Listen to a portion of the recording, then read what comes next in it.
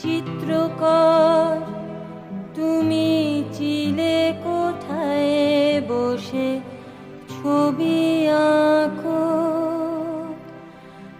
ওপরে ওড়ে চিল দুডানা স্থির রেখে শূন্যে পাক খায়।